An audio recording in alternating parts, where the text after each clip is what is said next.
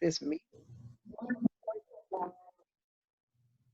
Awesome, awesome, awesome. So welcome. This is another video coming at you. And so they call me Granddaughter Crow. I am born to the Bilagana clan for the Tachini clan, a member of the Navajo Nation as well as Dutch heritage. And I am so excited to bring and speak with you today with Miss Sherry Schoen, that hoodoo lady. So go take it from there, Sherry. Who are you? Wonderful. Well, I am grateful and honored that the ancestors gave you the call to host another video and talk.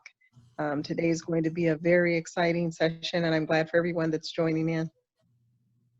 Perfect. So I practice a lot of shamanism, earth-based magic. I work with my ancestors a lot. You know, different people work with different things. Some people work with, you know, their spirit guides, people from, you know, or angels or deities and things like that. And I do that as well.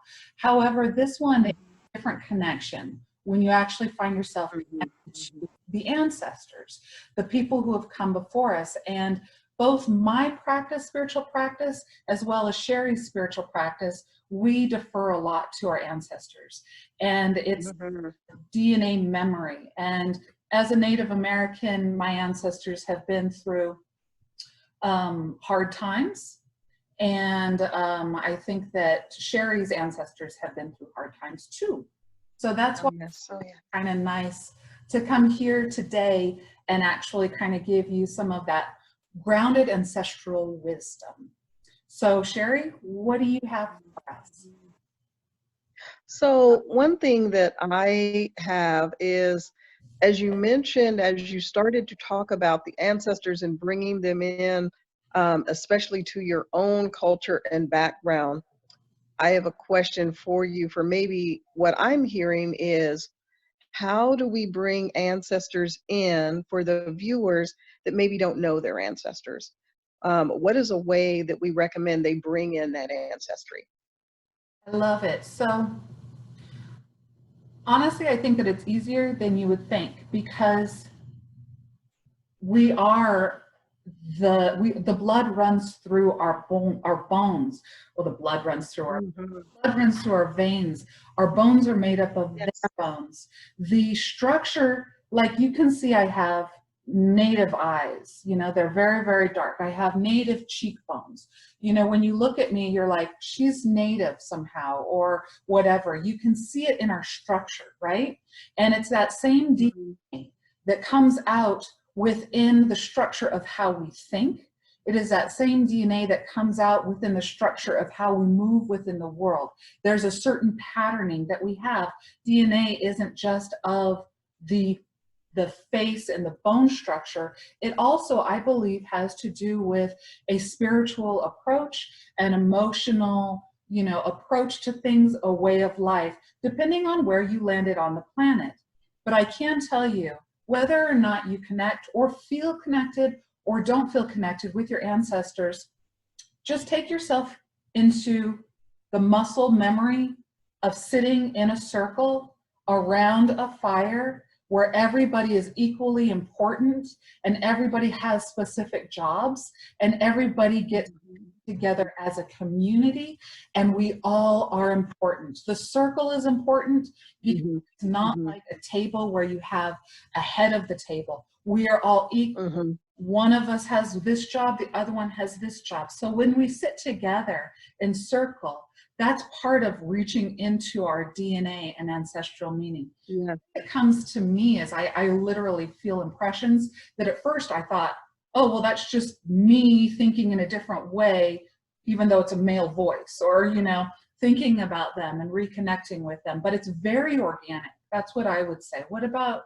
you? What are your thoughts on that? Absolutely. I would agree with my ancestry and with my background in hoodoo. That's a question that I get asked all the time, is when you're looking at hoodoo, which is the African American folklore magic of slave deliverance, how do I, as X gender, X culture, ethnicity tap into that. And I believe that's because we are all coming from the same space, we are all coming from the same DNA, and we have different drives through the diaspora that have made us, if you will, immigrants of this earth. We have all come from a different place where the same airspace that I have right now is the same space that your ancestors breathed, which is the same space as our viewers had breathed. We all have that same ancestry. It may look different. The skin may look different. The nose may look different, but that same yearning for belongingness Nice. I is love. a common thread. And I Mhm. also want to include in that it's the same airspace that the plants and the animals and the Ooh, the natural world holds. And so a lot of times, you know, if you think, depending on how big you want to make the concept, you know, we all are within the same space as a sacred tree. You know, the sacred tree, yeah. rose bushes outside of my house that I planted 25 years ago. And if you give them a life force and a consciousness, which I do because I come from the perspective of animism. Animism basically means that everything has a soul. Everything has, instead of talking about soul, I'll say consciousness. So what I like to do to connect is I say that these rose bushes witnessed my life, me raising my son. They witnessed my world. And as I go out there them and they have the beautiful smells, they're sensing that I'm there too. The hawk that you Yeah. spotted you first. Yes. Connectivity. So can we even say that our ancestors through nature saw us first too? Yes. Wow. Yes. That is so big.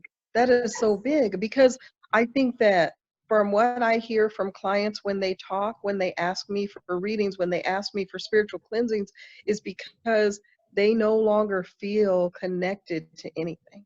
Yes. Right? And they're just wanting that touch. They're just wanting that hug. They're just wanting that sense of someone sees me. Right? Absolutely. Absolutely. I actually have come to realize that the human race, we need to, a lot of people feel alone. They feel unseen and unheard.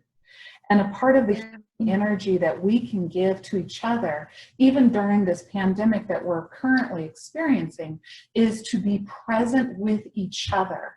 Yes, we are experiencing social distancing, but that's one of the four bodies of the existence. We also have the spiritual, the emotional, and the mental. If we could be quiet for a moment and truly listen to grandmama or truly listen to the children and let them feel heard, and without the thought that I need to respond, open that space and take you down what mental, emotional road they're going through, it will release the energy just by paying attention. And if you are experiencing being single at home and all of this, go talk to the tree, talk to the cat, talk to the house, be interconnected. All of this stuff has some sort of a consciousness. You are not alone. Yeah. You're not alone. You're not alone through any of this. And I think that's one of the things that I'm grateful that we are talking, is because I believe it is spirit-led to continue to remind everyone that is viewing, everyone that is sharing, that we're not alone, that we are part of a larger nature system that is so much larger than Starbucks. It's so much larger than my job loss. It's so much larger than my health declining. It is a way that the earth is balancing itself and making us all realize that we need it again. Yes. And we've never, I don't know if I've ever seen so many people awakened into, I actually need the trees. I need the water. I need the birds. Yes. Hmm. Couldn't agree more. I think that one of the things, if COVID-19 has a consciousness, which I believe that it does, and it has a certain type of intellect, which I know that it does, I think that we need to open up her voice and say, what is she asking of us? And one of the things that I believe she is asking of us is to reprioritize. What Mm. what is essential to you? Seriously, is Starbucks essential? It's a pleasure. However, 2 or 3 months ago, it could have been on your essential list, you know? So Yes. it's Yes. literally asking us to figure out what is essential to you? Who is essential to you? What is it? And so that we can reprioritize.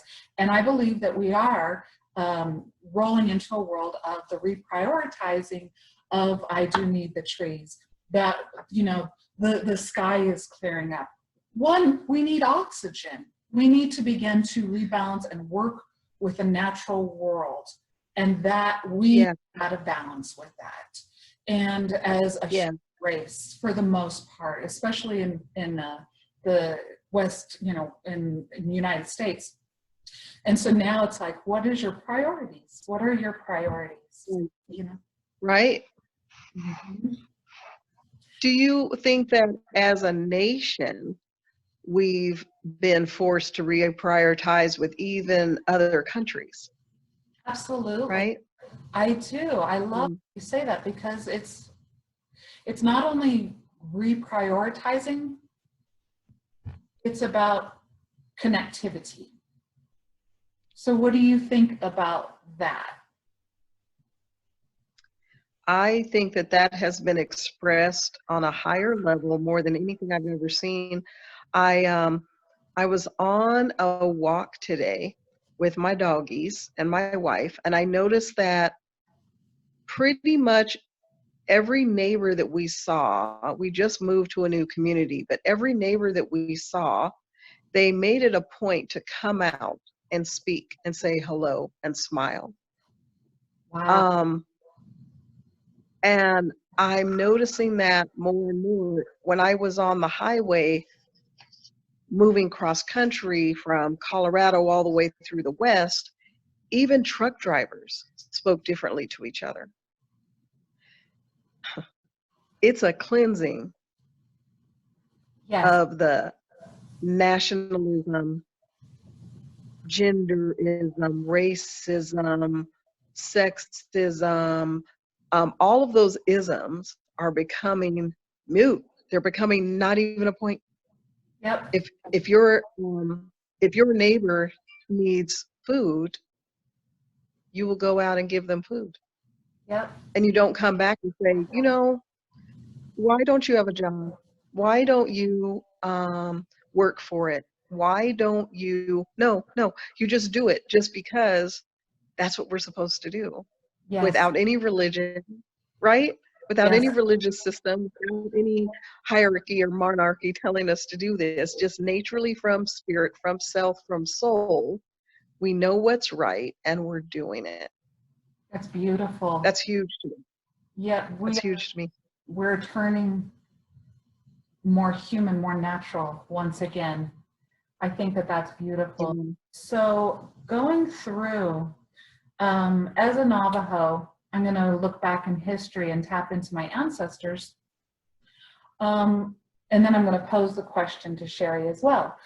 As a Navajo, back in 1865 was the Long Walk of the Navajo. And basically the US government wanted to cancel out our race. And I'm sorry, that's just a truth. And It's a truth. yes. And how did we survive? Because I'm not saying that this is like the Long Walk of the Navajo exactly, but I am saying that how does a nation or a people get through hard times when they are afraid for their life? And I tap back in there, and obviously we're still here. And my ancestors say, work with the tools around you. Become adaptable.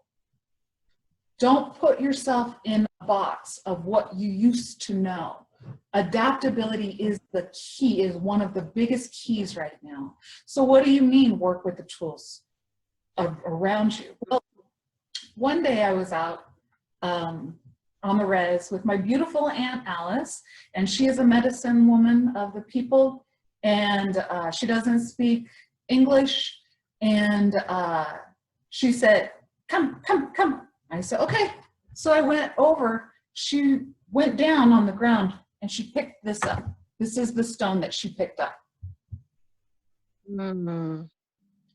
And I thought to myself, from a metaphysical, spiritual position, I was like, oh, the earth, I will hold it to my heart. I will bring it up to my home. I will remember, I will connect emotionally and spiritually. And she's like, what? She said, no, no, no, no. And then she grabbed some corn and put it on, I mean, the whole corn, and she put it on a plate. And she said, chop it up. And then chop it up. And now you have flour. So being earthly good, sometimes we get so spiritually minded that we're no earthly good.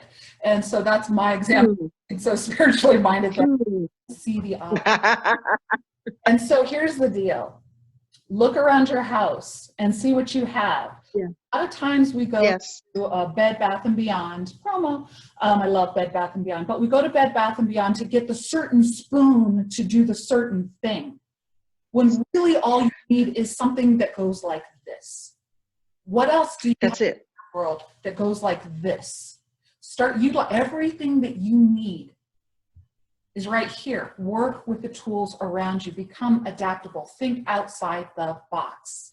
Because I know you're wondering about the old norm, the new norm. Well, I'm here to tell you that what I'm picking up is that we are in a temporary norm, moving into a new norm that doesn't look like the old norm. So prepare yourself and adapt. Free flow. Be present. Look at the obvious stuff. Make your flower. So that's rule number 1, grasshopper. Adaptability. You have everything that you need right in front of you. Just see it. Okay, so I'm going to pose a question to Sherry. What kind of things are helpful tools would you tap into your ancestors? How do you get through a hard time? So how I get through, I had a distressing call today where someone, one of my best friends, let me know that she was diagnosed with a life-threatening disease. And I told my family about it, and she has made a choice not to tell her family. Especially now, she has made that choice. And I never think of my lineage being that my child will follow in my footsteps, right? Even though that's important to me and important to my history. My great-great-grandmother, had a certain way to practice ancestry and practice religion and practice faith. And therefore, that's probably been down all the way to me. So for me, I typically will go to things I have. I go to my Bible verses. I go to prayer. I go to chant. But the top of the line thing that I do is I go to my ancestors and I specifically ask them, why is this happening? What am I supposed to learn from this? Who am I supposed to help through this? Yes. Right? Because if I continue to think about, oh, how sad I feel that I'm going to be losing a dear friend of mine, and I don't consider, oh, my friend needs my help right now.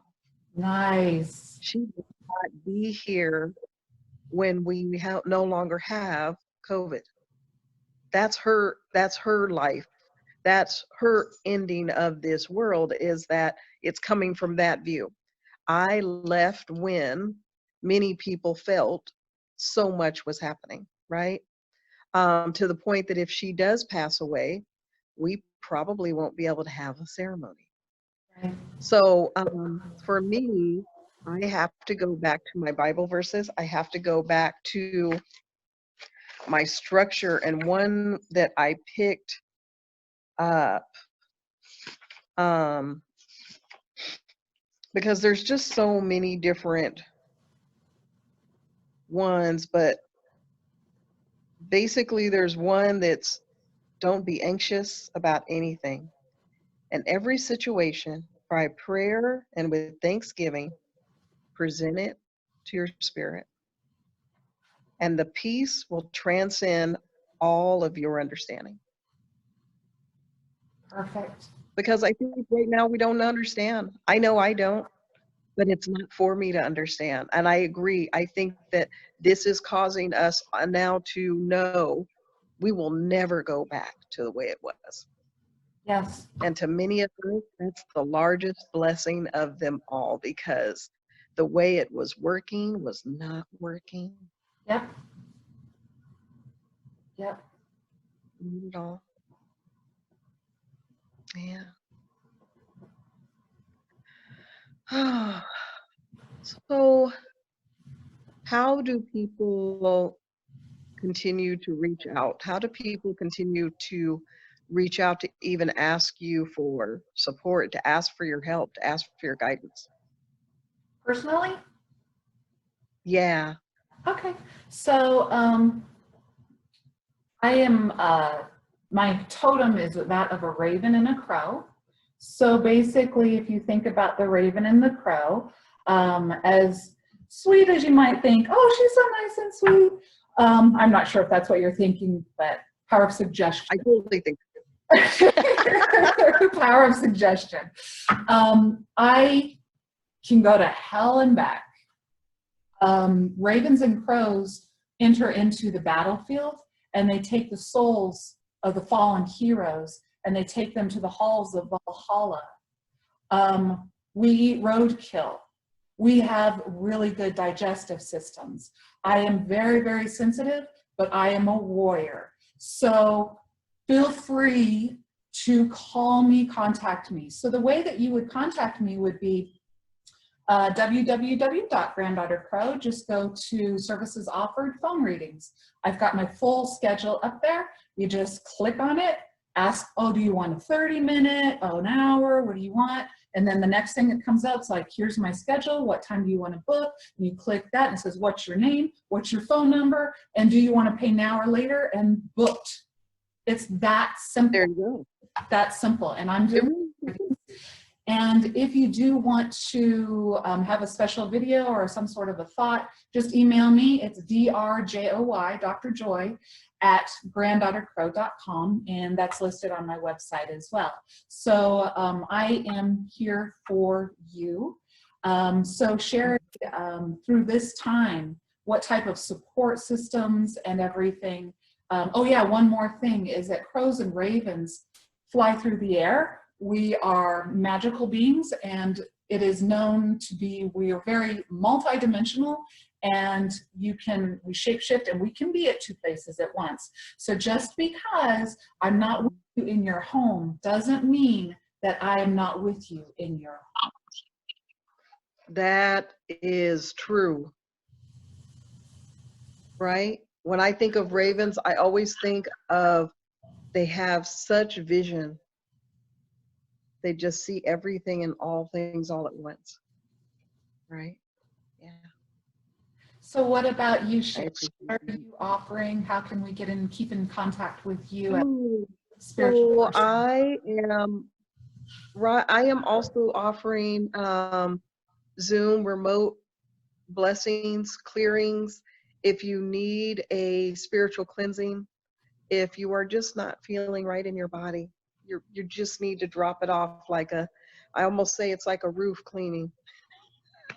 Yes. Where you get the shingles to fall. If you just need your shingles to fall, you need to get that cleaning. You need to have that for your home, for your friends, for your family, for your relationships.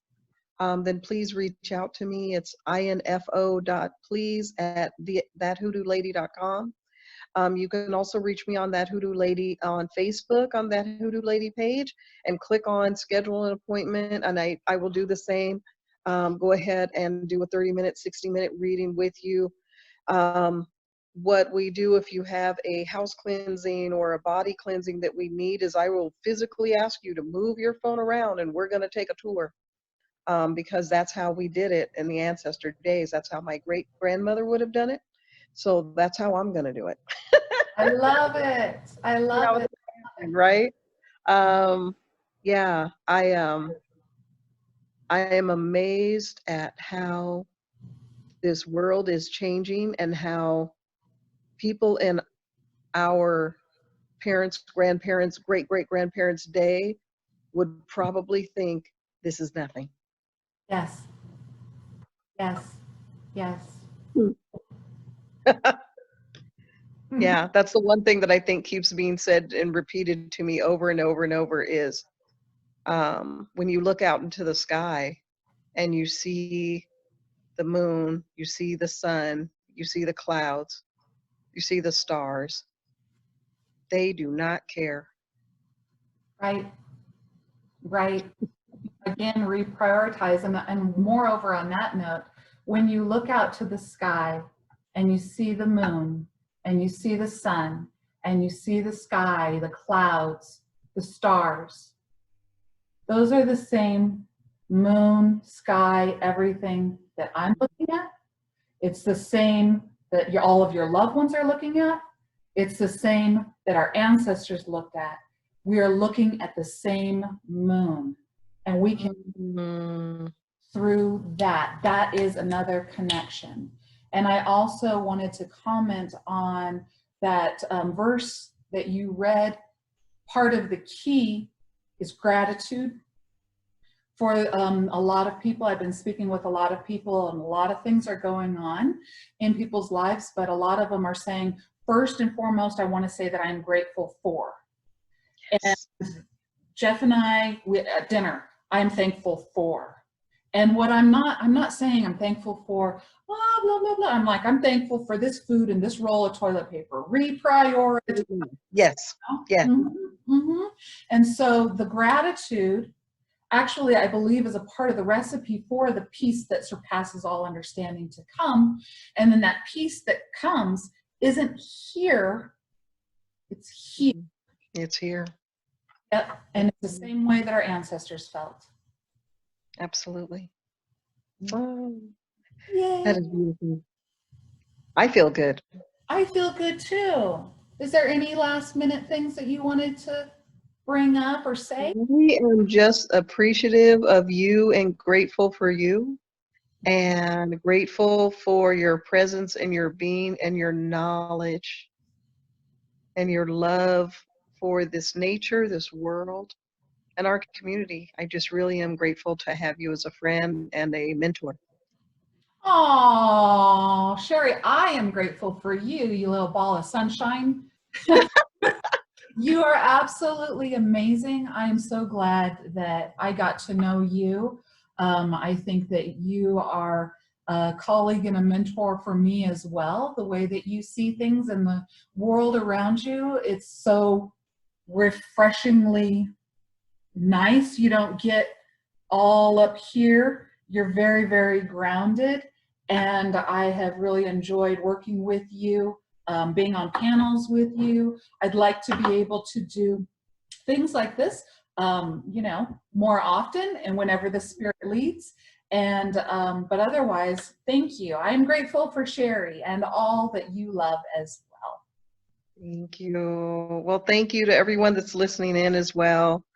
I really appreciate you all taking time, and I hope that it's uplifted you and given you something to think about.